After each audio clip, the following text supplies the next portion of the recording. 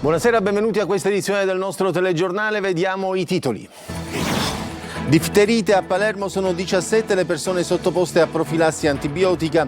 I genitori della piccola Anna Rosa hanno presentato una denuncia contro gli ospedali che hanno avuto in cura la bambina poi deceduta.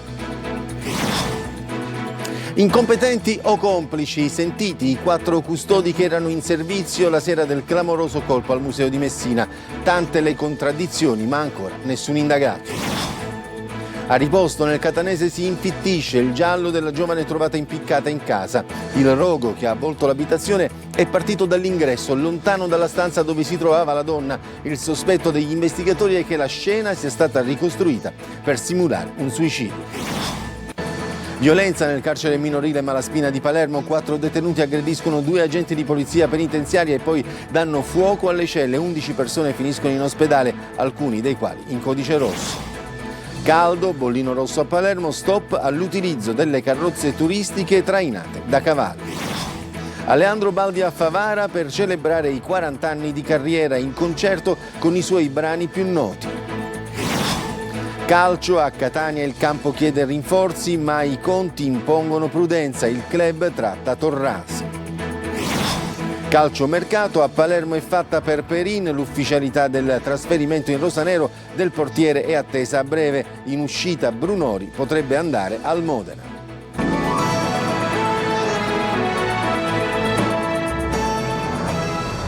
E come sentivate dai titoli, torniamo a parlare del caso di difterite a Palermo. Sono 17 le persone sottoposte a profilassi antibiotica. I genitori della piccola Anna Rosa hanno presentato una denuncia contro gli ospedali che hanno avuto in cura la bambina poi deceduta. Sentiamo Marco Gullà. Sono 17 gli individui sottoposti a profilassi con antibiotico e vaccino contro la difterite. A loro sono risaliti i tecnici dell'ASP di Palermo dopo l'indagine epidemiologica tuttora in corso che ha lo scopo di ricostruire i contatti con la piccola Anna Rosa deceduta nei giorni scorsi per difterite. Tutti però sono in buone condizioni, così come il cugino della piccola ricoverato all'ospedale dei bambini, anche lui positivo alla malattia. Intanto le vaccinazioni di siero esavalente per i bambini e i richiami per gli adulti procedono a ritmo sostenuto nei 9 centri per le vaccinazioni palermitani. In molti si stanno riversando negli ambulatori per la copertura vaccinale contro le gravi malattie. Abbiamo oggi la necessità di fare un richiamo di un vaccino di antitetanica. Io sono pro vaccini, ho fatto tutti quelli che erano necessari per mia figlia e per me. Cioè, i miei figli sono in regola, quindi aspettiamo il richiamo, quindi ci dispiace quello che è successo. I genitori di Anna Rosa hanno intanto presentato una denuncia querela alla procura di Palermo. L'atto riguarda i 3 ospedali che hanno avuto in cura la piccola tra il 13 e il 19 agosto, il Cervello, il Civico e l'ospedale dei bambini. I genitori della bambina risultano a loro volta indagati dalla procura per omicidio colposo. La denuncia punta dunque a fare luce sull'assistenza ricevuta dalla piccola nei giorni precedenti alla sua morte e sulle eventuali responsabilità da accertare. Saranno ora gli accertamenti della magistratura a stabilire cosa sia accaduto e se nel percorso sanitario della piccola ci siano state eventuali criticità. Domani l'autopsia sul corpo di Anna Rosa. E c'è anche una replica appena giunta dall'Associazione Nazionale Medici delle Direzioni Ospedaliere, una posizione che dice la morte della bambina di 4 anni a Palermo era assolutamente evitabile laddove fosse stata regolarmente vaccinata con il vaccino esavalente sicuro ed efficace come da vigente calendario nazionale vaccinale. Questo grave evento, Sentinella, riconferma che l'adesione alle vaccinazioni non è più un comportamento acquisito, ma richiede un impegno forte e costante di contrasto all'esitazione e al rifiuto vaccinale da parte di tutte le componenti del servizio del sistema sanitario nazionale. Lo dice Gianfranco Finzi, presidente nazionale appunto dell'Associazione Medici delle Direzioni Ospedaliere. E cambiamo pagina. Il furto delle opere di Antonello da Messina al Museo regionale. Sono stati sentiti i 4 custodi che erano in servizio la sera del clamoroso colpo. Tante le contraddizioni, ma ancora nessun indagato. Lorena Dolci. Incompetenti o complici? Parte dal ruolo dei custodi l'inchiesta sul clamoroso furto delle opere di Antonello al Museo di Messina, il MUME. I magistrati hanno notato troppe contraddizioni nella versione di uno dei 4 operatori in servizio la sera di Ferragosto, quando tutta la città partecipa alla festa della Vara, il giorno dell'assunzione. L'uomo, che non è indagato come ipotizzato in un primo momento, dovrebbe essere risentito. Secondo la ricostruzione, il custode ha accennato alla storia dell'allarme spento. Un suo collega ha invece ammesso di aver sentito l'allarme e di averlo spento pensando ad un falso contatto. L'ispezione disposta dalla Regione ha confermato il buon funzionamento degli allarmi, mentre sono emerse criticità nell'applicazione delle procedure previste dai protocolli di sicurezza. Nei confronti dei 4 dipendenti potrebbe essere aperto un procedimento disciplinare. Per ora sono stati messi in ferie e trasferiti in altre sedi. Ma non è esclusa al momento anche la presenza di una talpa all'interno, un basista che gli ha spianato il percorso tra porte blindate e passaggi di servizio, anche perché gli autori del furto, 2 o 3, si sono mossi con grande sicurezza in pochissimi minuti. Hanno strappato dai pannelli le 5 tavole del polittico, anche se nella fuga ne hanno perdute 2 ritrovate per strada da passanti che hanno lanciato l'allarme, e poi si sono impossessati della cosiddetta tavoletta bifronte, custodita in una teca blindata scardinata a colpi di mazza. Opere da milioni di euro, difficilmente piazzabili sul mercato. Mentre si pensa ad un furto su commissione, si passano al setaccio i video del sistema di videosorveglianza che non è stato mandato in tilt dalla banda. L'allarme infatti è scattato, ma come si è visto, inutilmente. E adesso torniamo a parlare del giallo di Riposto, la giovane trovata impiccata in casa. Il rogo che ha avvolto l'abitazione è partito dall'ingresso, lontano dalla stanza dove si trovava la donna. A questo punto il sospetto degli investigatori è che la scena possa essere stata ricostruita per simulare un suicidio. Desiree Ferlito. È l'incendio adesso a poter cambiare completamente la lettura della morte di Noemi Pellizzeri, perché le fiamme sarebbero partite dall'area dell'ingresso, lontano dalla camera da letto dove la giovane è stata trovata impiccata nella sua casa a Riposto. E gli esperti stanno cercando eventuali tracce di inneschi o sostanze infiammabili, un accertamento che diventa decisivo, perché se venisse confermata l'origine dolosa del rogo, la domanda sarebbe inevitabile: chi ha appiccato quelle fiamme e perché? Se fosse stata Noemi bisognerebbe ricostruire una sequenza complessa. La giovane avrebbe appiccato l'incendio all'ingresso della propria abitazione per poi raggiungere la camera da letto e togliersi la vita. E soprattutto con quale finalità incendiare la casa prima di morire. Oppure quelle fiamme avevano un altro scopo: distruggere qualcosa, cancellare eventuali tracce o rendere più difficile ricostruire ciò che era accaduto dentro quell'appartamento. E poi c'è un'altra indiscrezione: i piedi della giovane avrebbero sfiorato il pavimento. Risposte che dovranno arrivare dagli accertamenti medico-legali insieme a un altro dato fondamentale: stabilire se Noemi abbia respirato il fumo dell'incendio e dunque se fosse ancora in vita quando sono divampate le fiamme. Un elemento che potrebbe permettere di stabilire anche la successione temporale degli eventi. L'uomo che frequentava Noemi avrebbe raccontato agli investigatori che la giovane gli aveva manifestato l'intenzione di suicidarsi, ma dall'altra parte c'è una famiglia che al suicidio non crede e ci sono amici e persone vicine a Noemi che raccontano una donna solare, piena di progetti, senza apparenti segnali che lasciassero presagire a una decisione così estrema. La verità verrà a galla, scrive un'amica di Noemi su Facebook. E a Messina sono al lavoro i carabinieri del RIS per dare un nome ai brandelli di corpi trovati sotto le macerie della palazzina di Pistunina, crollata il 30 luglio scorso. 4 le vittime fino adesso ritrovate, 2 quelle disperse. Lorena Dolci. A distanza di quasi un mese dal crollo della palazzina di Pistunina a Messina ci sono ancora 2 corpi senza nome e tanti, troppi dubbi. Brandelli di corpi e tracce biologiche tratti da quelle macerie fumanti da oggi sono sotto la lente dei carabinieri del RIS di Messina, chiamati a dare loro un'identità. Gli esami dovranno chiarire se i frammenti appartengano a Santino Magazzù o al badante Lairu, i 2 dispersi, oppure a una delle 4 vittime già recuperate, la commessa Alessandra Frazzica e fratelli Carmelo, Rosa e Sara Leone. Oppure, dubbio persino più atroce, ma che nessuno può ancora escludere, che quei resti appartengano a corpi sconosciuti, magari lavoratori in nero mai dichiarati, seppelliti sotto il cumulo dei detriti. Nell'inchiesta della Procura di Messina, che vede 3 indagati, gli imprenditori Alessandro Panarello, Pasquale Dalì e Pietro Leone, ci sono alcuni punti fermi. La mancanza della dichiarazione di inizio lavori per la ristrutturazione della palazzina, che al piano terra avrebbe ospitato una macelleria, ed ormai certo che alcuni dei pilastri portanti dell'intera struttura, almeno 2, erano stati alterati, se non tagliati di netto. Per accertare le cause e la dinamica del cedimento del 30 luglio scorso, giovedì farà il primo sopralluogo il pool di consulenti tecnici nominati dalla Procura. Sotto esame anche i materiali recuperati tra le macerie. Un crollo annunciato da Scricchio Lee, come denunciato dai proprietari cinesi del bazar del primo piano. Allarmi rimasti inascoltati. Violenza nel carcere minorile Malaspina di Palermo. 4 detenuti aggrediscono 2 agenti di polizia penitenziaria e poi danno fuoco alle celle. 11 persone finiscono in ospedale, alcuni dei quali in codice rosso. Manlio Viola. 9 giovanissimi detenuti intossicati, 2 agenti della penitenziaria feriti dopo aver subito l'aggressione dei detenuti, 4 di questi detenuti indagati e trasferiti in altri penitenziari minorili.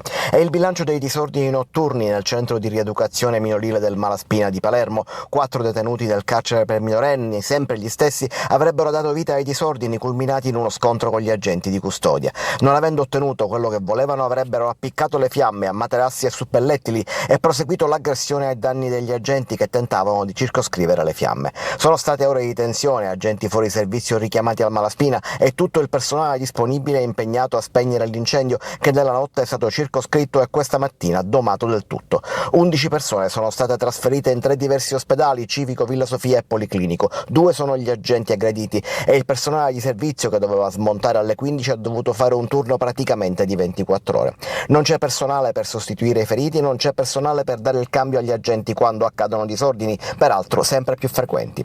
Nelle prossime ore i 4 detenuti responsabili di questo e di altri incidenti saranno trasferiti in diverse altre strutture del nord Italia e separati l'uno dall'altro, ma i sindacati della polizia penitenziaria vanno oltre e chiedono di chiudere il Malaspina per ristrutturarlo. La situazione non è gestibile, servono lavori importanti e serve un organico adeguato, quindi la richiesta di chiusura non è una provocazione ma una esigenza. Ma il problema resta serio, non ci sono infatti strutture in grado di ospitare tutti i detenuti minorenni di Palermo. Il nucleo tutela ambientale di Acireale ha raccolto immagini video che documentano gravi e disinvolti episodi di abbandono di rifiuti lungo le strade cittadine. Eccone alcuni. Non si tratta di semplice inciviltà, ma di violazioni sistematiche compiute nella convinzione di restare impuniti. Negli ultimi mesi gli accertamenti hanno consentito di individuare decine di violazioni. Il sindaco Roberto Barbagallo ha definito le immagini, che stiamo anche vedendo, desolanti, sottolineando che non si tratta solo di una questione di decoro, ma di un vero e proprio danno all'intera comunità.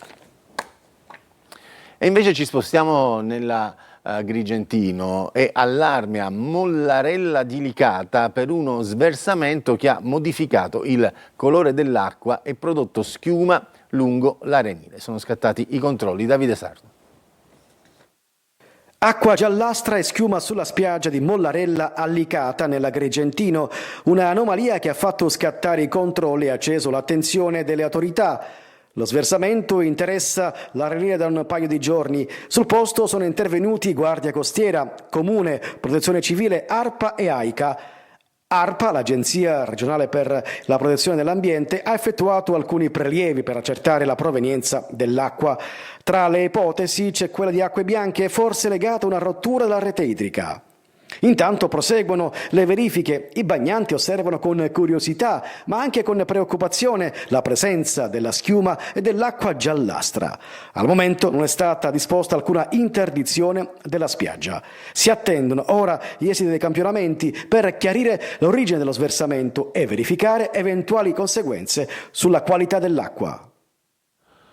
E invece i militari della Capitaneria di Porto di Terrasini nel Palermitano hanno soccorso un cucciolo di delfino in difficoltà nei pressi della spiaggia Magaggiari All'intervento ha preso parte uno specialista nel salvataggio acquatico e soccorritore marittimo in forza al comando di Terrasini. Il sub è riuscito a rintracciare l'animale impaurito e recuperarlo. Il delfino è stato portato a bordo della motovedetta, visitato e poi rilasciato al largo di Capo Rama. E rimaniamo a Palermo perché sono i 3 giorni più caldi di un'estate già troppo calda. Da oggi la città è entrata nella peggiore ondata di calore dell'anno. Stop totale però all'utilizzo delle carrozze turistiche trainate da cavalli. Manlio Viola.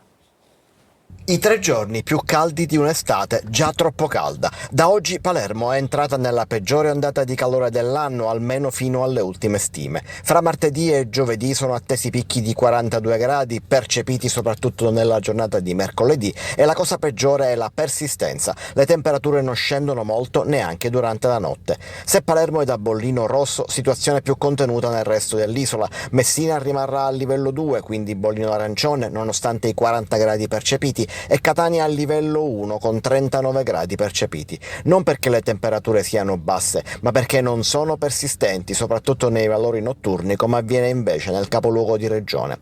Palermo sceglie anche lo stop totale all'utilizzo delle carrozze turistiche trainate da cavalli, divieto assoluto di circolazione nel rispetto degli animali. Il Consiglio Comunale della città ha già avviato la transizione per questi mezzi, che dovranno diventare elettrici, ma ci vorrà tempo. Per completare il quadro c'è l'allerta incendi. Le province di Palermo ed Enna sono state inserite in codice rosso proprio per rischio incendi con pericolosità, classificata come alta. Nelle restanti province siciliane la pericolosità è media, tranne Siracusa, unica provincia a pericolosità bassa. Adesso c'è la pubblicità, torniamo subito dopo.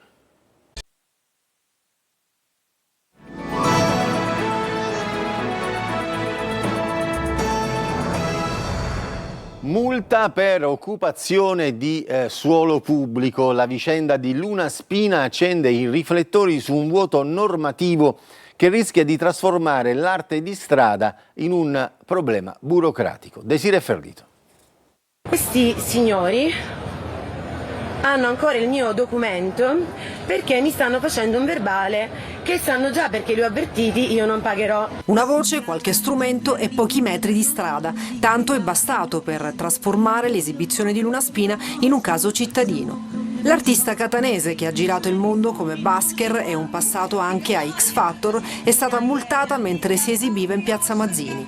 La contestazione è occupazione di suolo pubblico. Lei non ci sta, racconta tutto sui social e il caso diventa rapidamente virale. Non è assolutamente vero che io mi sono rifiutata di andarmene, ciò nonostante loro hanno voluto il mio documento e si sono impuntati nel farmi un verbale. Il mio primo verbale a Catania, penso il primo verbale di qualunque artista di strada a Catania. Ma dietro la multa c'è una questione più ampia. A Catania manca una disciplina specifica dedicata agli artisti di strada. Regole chiare che stabiliscano dove, quando e a quali condizioni un busker possa esibirsi. Nessuna normativa, niente di niente, nessuna legge che consenta l'arte da strada in ogni sua forma a Catania, e allo stesso tempo non abbiamo nessuna legge che la vieti.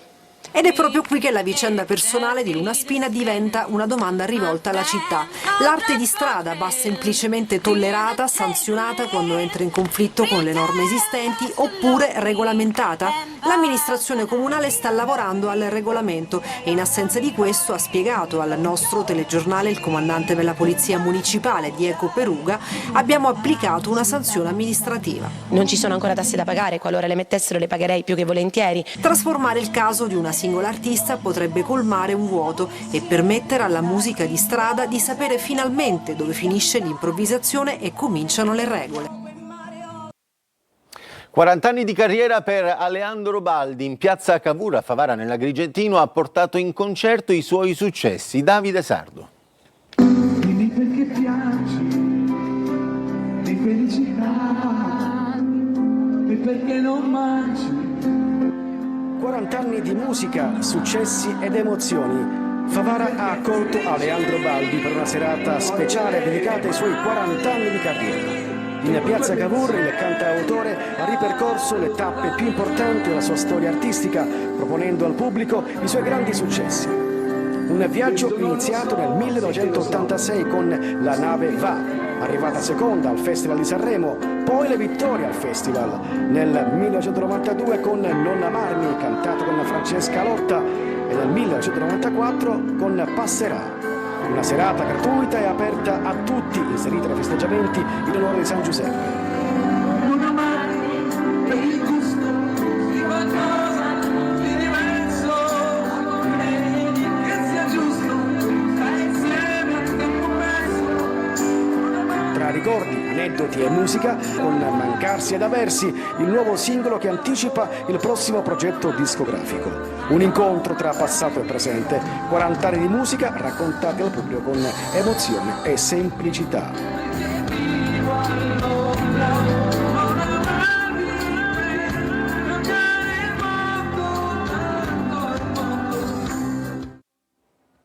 Adesso la pubblicità, poi torniamo col calcio.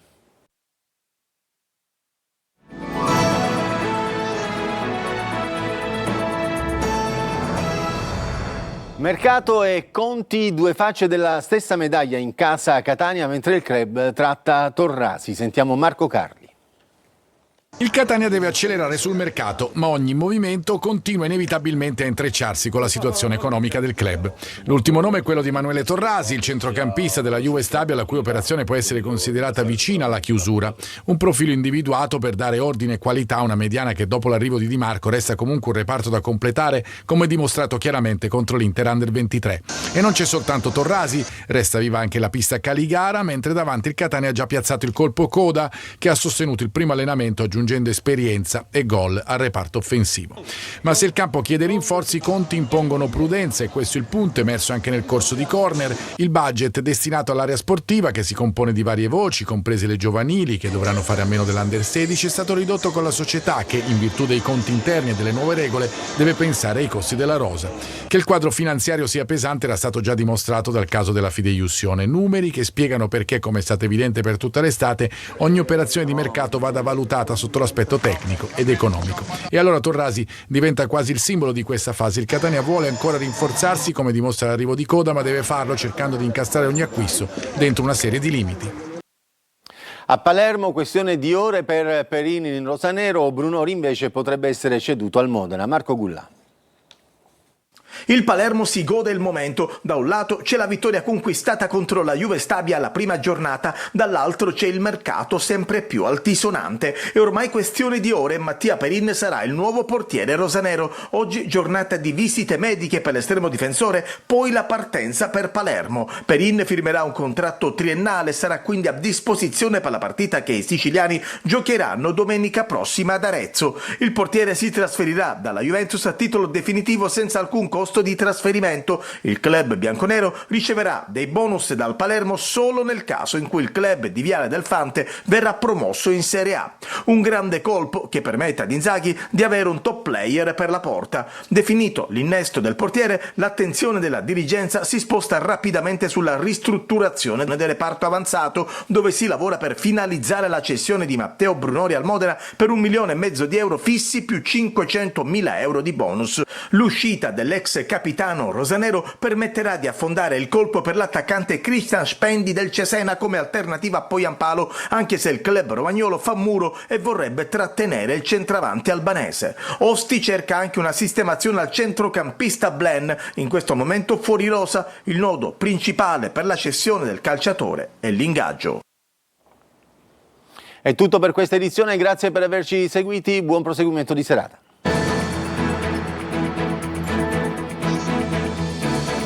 Entra nel mondo dell'informazione con l'app Sicilia Web. Resta sempre aggiornato con le news e le live in diretta.